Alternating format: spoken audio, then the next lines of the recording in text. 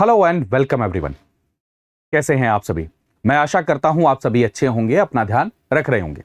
दोस्तों, recently supreme court ने एक नहीं दो ऐसी जजमेंट दी है रिजर्वेशन को लेकर, जिसके कारण में काफी ज्यादा कंफ्यूजन एंड केओस क्रिएटेड है स्टूडेंट्स के मन में।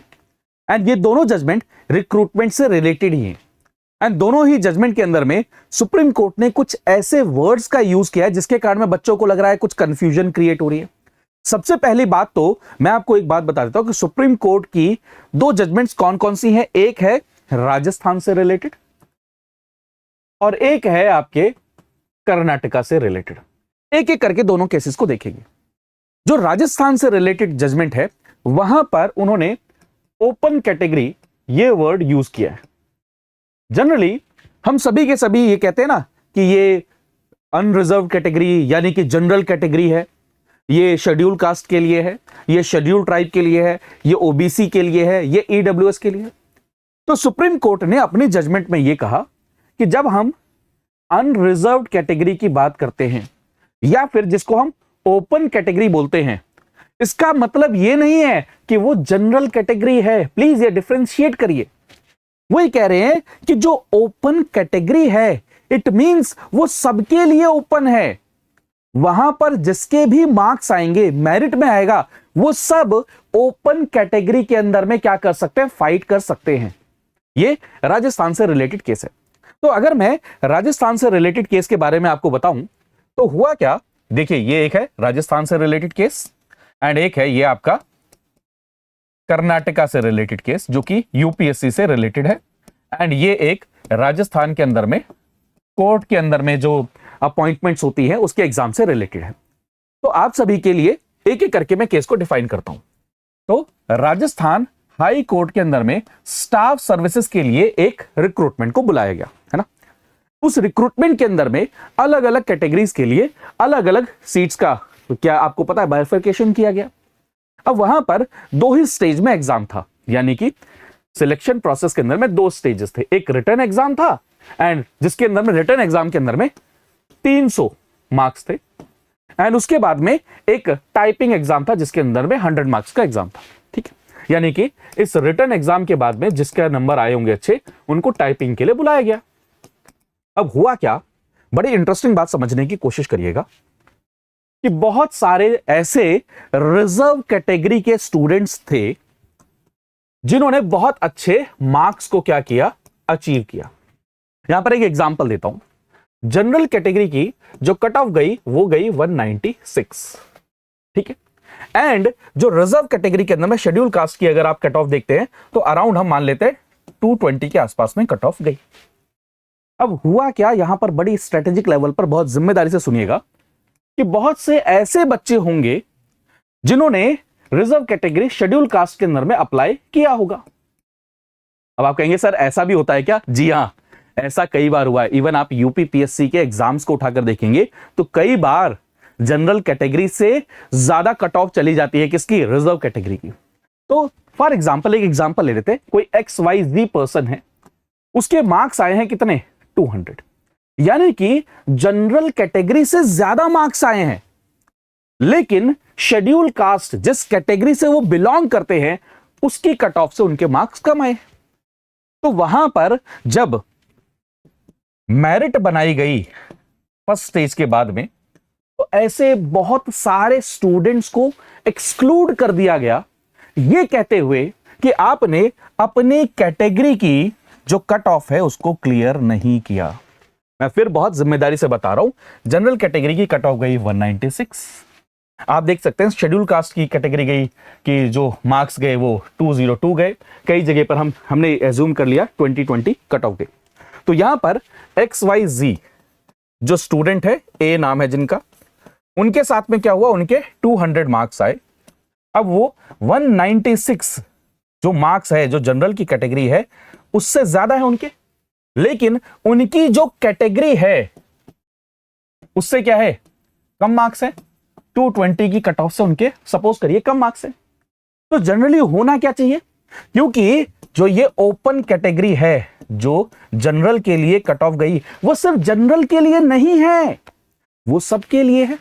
यानी कि अगर मैं इसके कट ऑफ को क्लियर कर रहा हूं तो मुझे यहां पर क्या है, क्वालिफाई करवाना चाहिए था, मुझे मौका देना चाहिए था। लेकिन वहां पर जिस तरीके से बाइफरकेशन किया गया वहां पर मुझे अलाउ नहीं किया गया। यानी कि मेरे मार्क्स, मेरी मेरिट कितनी है, ओपन कैटेगरी की जो कट ऑफ गई है उससे ज्यादा है। लेकिन क्योंकि मैंने फॉर्म फिल करते टाइम पर किसी कास्ट को यानी कि किसी कैटेगरी को चूज कर लिया, शेड्यूल कास्ट को, शेड्यूल ट्राइब्स को, इस कारण से क्योंकि वहां की कट ऑफ ज्यादा गई है मुझे ओपन कैटेगरी के अंदर में कंसीडर नहीं किया गया। यह सिंपल सा केस था। मामला गया राजस्थान हाई कोर्ट के अंदर में। राजस्थान हाई कोर्ट ने कहा कि यह गलत है, आपको जो ये काम करना है ये आप काम कब कर सकते हैं, फाइनल मेरिट में काम कर सकते हैं। लेकिन आप अभी ही अगर एक्सक्लूड कर देंगे तो इससे क्या होगा, जो मेरिटोरियस स्टूडेंट्स हैं, जो कट ऑफ क्लियर कर रहे हैं ओपन कैटेगरी वाली भी, उन सभी के लिए दिक्कत क्या होगी कि वो आप अगले स्टेज में बैठ ही नहीं पाएंगे। एंड इस बात को लेकर फिर सुप्रीम कोर्ट में मामला गया एंड सुप्रीम कोर्ट ने भी क्लियरली ये बात बोली। सुप्रीम कोर्ट ने भी अपनी जजमेंट के अंदर में क्लियरली बोला कि ओपन कैटेगरी जो है, जिसको आप जनरल कैटेगरी बोलते हैं, वो सिर्फ और सिर्फ जनरल के लिए नहीं है।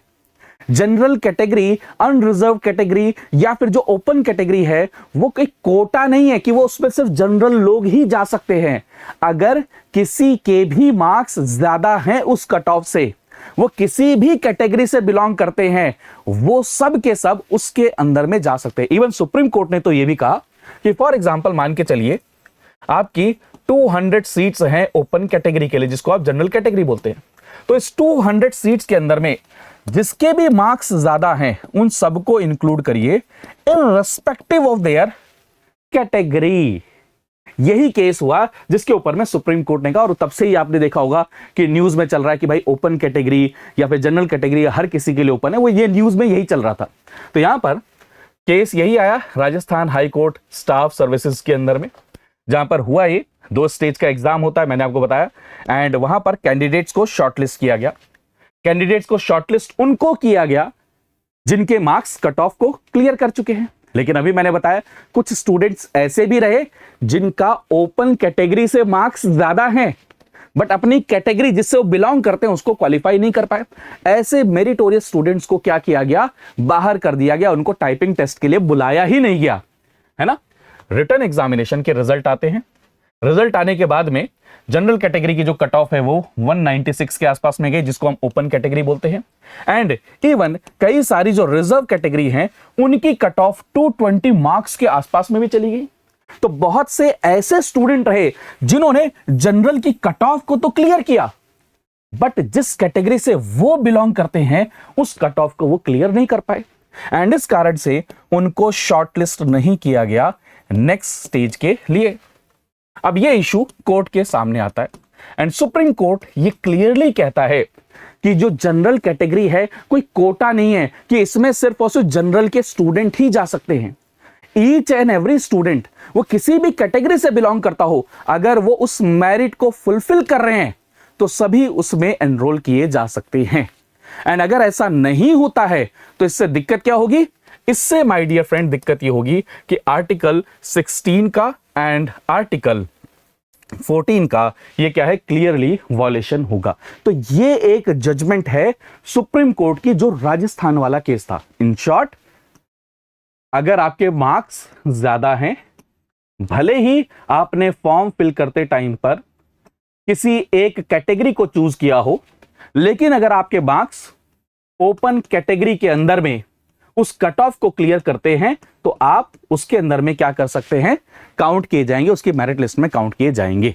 Once a candidate regardless of category, किसी भी कैटेगरी से बिलोंग करते हों, उन्होंने अगर जनरल कट ऑफ को क्लियर कर लिया है तो उनको आप एक्सक्लूड नहीं कर सकते ये कहते हुए कि भाई तुम तो उस वाली कैटेगरी से बिलोंग करते थे और उस कैटेगरी की कट ऑफ को क्लियर नहीं कर पाए हो, इसलिए उसको ओपन पोस्ट के अंदर में क्या किया जाएगा, कंसीडर किया जाना चाहिए। यह सुप्रीम कोर्ट की क्या है, एक जजमेंट है जो राजस्थान के केस के अंदर में है, जिसके रिगार्डिंग काफी ज्यादा न्यूज में चल रहा है कि ओपन कैटेगरी मींस क्या नाम है, मेरिट। एंड मैं बार बार इस चीज को बता रहा हूं, सुप्रीम कोर्ट ने क्लियर किया है, 2 बार नहीं 3 बार क्लियर किया है, जनरल कैटेगरी मींस इसका मतलब ये नहीं है कि ये सिर्फ जनरल्स के लिए अवेलेबल है। जनरल कैटेगरी मींस ये ओपन कैटेगरी है। ओपन मींस हर एक पर्सन जो किसी भी कैटेगरी से बिलोंग करते हो वो इसके अंदर में क्या कर सकते हैं, फाइट कर सकते हैं। ठीक है, तो याद रखिएगा, a candidate avails a reservation the court clarified only when a concession और रिलैक्सेशन उनके द्वारा अचीव किया गया हो। तब अगर वो जनरल कैटेगरी के कट ऑफ को क्या करते हैं, क्लियर करते हैं बिना किसी रिलैक्सेशन के, तो उनको आप एक्सक्लूड नहीं कर सकते कि आप ओपन कैटेगरी में काउंट नहीं किए जाएंगे। तो पहला वाला केस क्लियर है आप सभी को, जो लगातार सोशल मीडिया पर सबसे ज्यादा चर्चा का टॉपिक बना हुआ है, ओपन कैटेगरी ओपन कैटेगरी।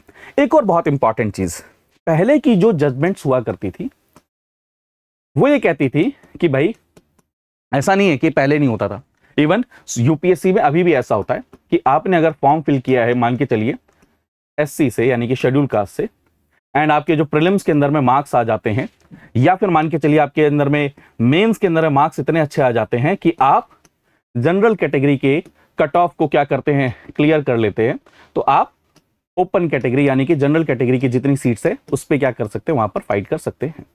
तो यहां पर एक और बहुत इंटरेस्टिंग चीज, जो पुराने प्रेसिडेंट हैं, जो अर्लियर रूलिंग है, वो ये कहते हैं ये जो माइग्रेशन ही हुआ ना, कि आप ने फॉर्म फिल किया है शेड्यूल कास्ट लेकिन आपके मार्क्स जनरल से अच्छे आ गए हैं, तो ये जो माइग्रेशन हो रहा है, क्या हो रहा है, ये माइग्रेशन हो रहा है। तो जनरली ये जो माइग्रेशन है अगर आप देखेंगे, ये फाइनल स्टेज ऑफ सिलेक्शन पर हुआ करता था। क्यों हुआ करता था? क्योंकि वहां पर आप देखेंगे जो प्रीलिम्स है या फिर जो स्क्रीनिंग एग्जाम है वो सिर्फ और सिर्फ क्वालिफाइंग हुआ करता था। लेकिन उन्होंने कहा क्योंकि इस वाले एग्जाम के अंदर में तो आपने ऐसे ही अगर उनको डिस्क्वालीफाई कर दोगे तो वो अगले एग्जाम के लिए बैठ ही नहीं पाएंगे, अगले रिटर्न टेस्ट के लिए बैठ ही नहीं पाएंगे, अगले जो कंप्यूटर टेस्ट है उसके लिए बैठ ही नहीं पाएंगे। इसलिए उन्होंने कहा कि भाई क्लियरली, इसको मैं बहुत शॉर्ट कर रहा हूं, बहुत सिंप्लीफाई कर रहा हूं आपके लिए, क्योंकि एक बहुत ज्यादा कंफ्यूजन क्रिएटेड है पूरे सोशल मीडिया पर। सिंपल सा सुप्रीम कोर्ट का इन शॉर्ट कहना यह है कि ओपन कैटेगरी मीन्स वो सबके लिए ओपन है, जो भी पर्सन किसी भी कैटेगरी से बिलोंग करता हो, उसने कोई भी कैटेगरी का फॉर्म फिल किया हो, अगर उन्होंने क्या किया है, अपने मार्क्स उस ओपन कैटेगरी की जो कट ऑफ है उससे ज्यादा लेकर आए हैं, तो उन सभी को क्या किया जाएगा, कंसीडर किया जाना है। That's it. ये है सुप्रीम कोर्ट की फर्स्ट केस में जजमेंट। नेक्स्ट केस अगर देखें तो यह है कर्नाटका से रिलेटेड। इन दोनों को मिक्स करके काफी ज्यादा सोशल मीडिया पे चल रहा है। अब कर्नाटका के अंदर में एक बड़ा इंटरेस्टिंग केस हुआ, जो आजकल आप हेडिंग्स देख रहे हो ना न्यूज में।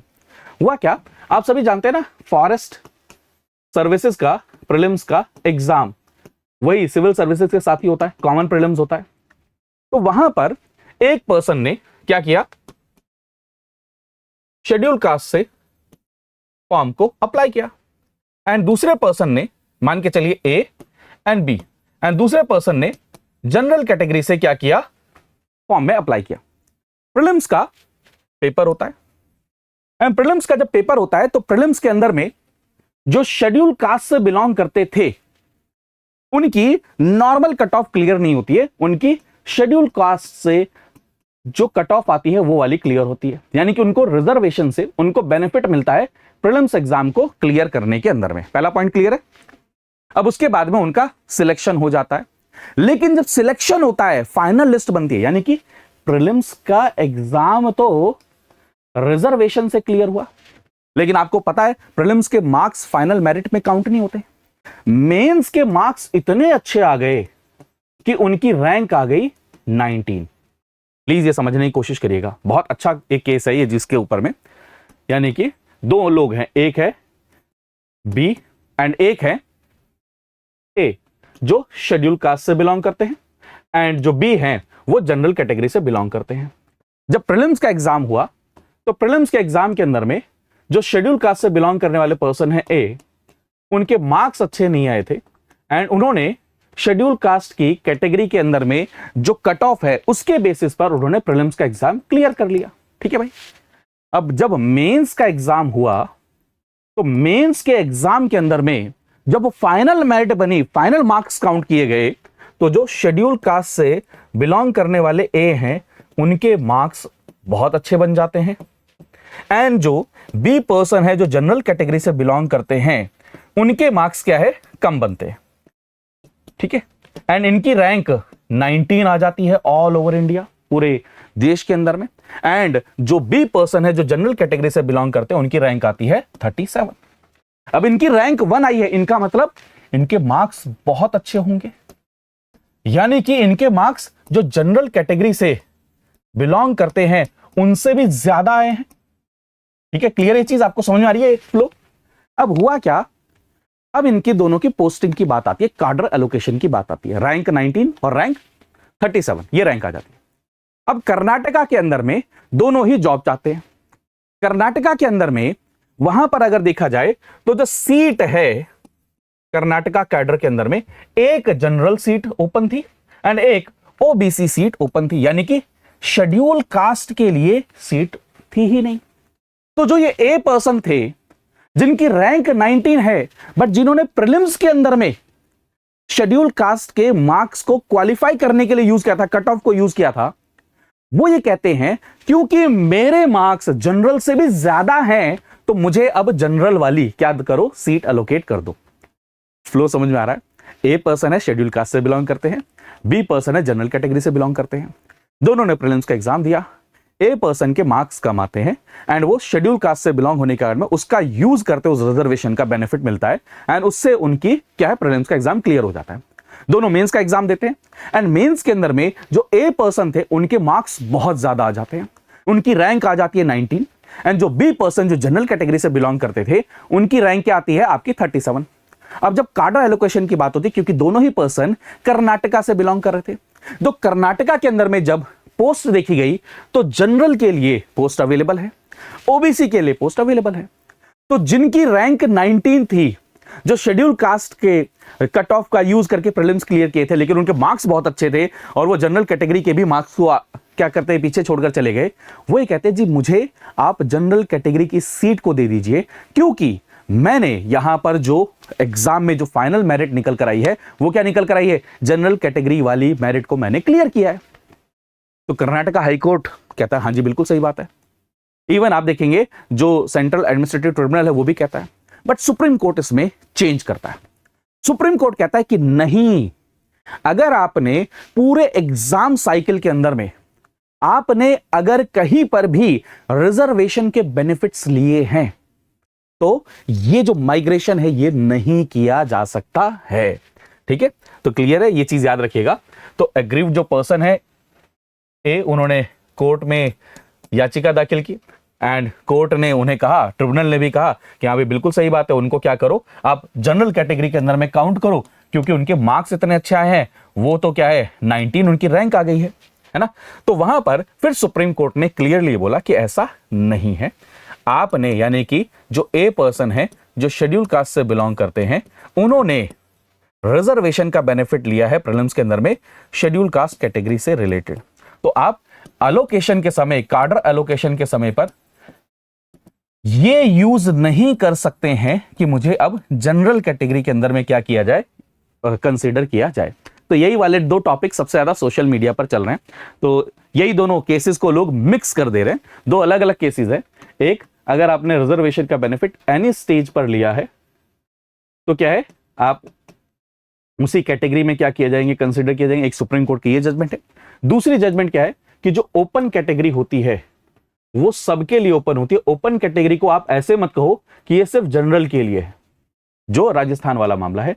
ये दोनों की दोनों चीजें, और इन दोनों का जो एप्लीकेशन होगा आने वाले टाइम के अंदर में बहुत सारे मल्टीपल जो रिक्रूटमेंट प्रोसेस है उसके अंदर में ये किया जाएगा। इवन सुप्रीम कोर्ट ने यह भी बोला कि हर नोटिफिकेशन में बाकायदा मेंशन किया जाएगा कि भाई माइग्रेशन कैसे किया जाएगा, किस स्टेज पर माइग्रेशन अलाउड है, क्या फाइनल स्टेज पर माइग्रेशन अलाउड है, क्या कार्डर एलोकेशन में माइग्रेशन अलाउड है, या फिर प्रिलिमिनरी जो स्टेज है उस पर माइग्रेशन अलाउड है। ये रूल्स बताएंगे एंड रूल्स के बेसिस पर डिसाइड किया जाएगा। तो इन शॉर्ट ये दो केसेस हैं एंड मैं फिर वही कह रहा हूं, लास्ट में कंक्लूड ये करूंगा, open category means it does not mean कि सिर्फ जनरल कैटेगरी के लिए। ओपन कैटेगरी का मतलब वो सबके लिए है। अगर जो भी कोई बिलोंग करता है एससी, एसटी, ईडब्ल्यूएस, ओबीसी से, उसके मार्क्स अच्छे आ रहे हैं तो वो उसके अंदर में सबसे पहले आएंगे। एंड दूसरी तरफ में यहां पर कि आपने अगर बेनिफिट्स ले लिए हैं एनी स्टेज ऑफ एग्जाम, किसी भी रिजर्वेशन के, तो आप बाद में क्लेम नहीं कर सकते कि मेरे मार्क्स अच्छे आ गए, मुझे अब क्या करिए, आप जनरल कंसीडर करिए। तो आई होप आपको थोड़ी सी क्लैरिटी मिली होगी। फिर भी अगर कोई डाउट है तो आप कमेंट कर सकते हैं। मिलते हैं अगले सेशन में, तब तक अपना ध्यान रखिए, मुस्कुराते रहिए, पढ़ते रहिए। बाय बाय, टेक केयर दोस्तों, जय हिंद।